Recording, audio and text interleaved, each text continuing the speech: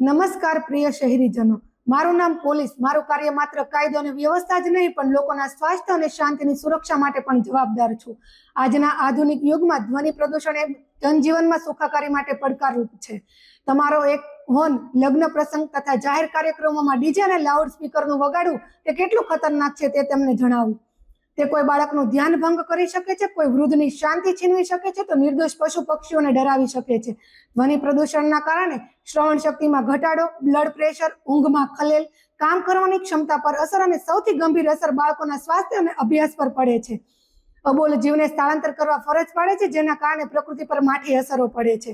આવી માઠી અસરોને નિવારવા અને લોકોના સ્વાસ્થ્યને ધ્યાનમાં લઈ નામદાર સુપ્રીમ કોર્ટના વખતોના ચુકાદાઓને ધ્યાનમાં લઈને ધ્વનિનું એક પ્રમાણમાપ નક્કી કરવામાં આવેલું છે.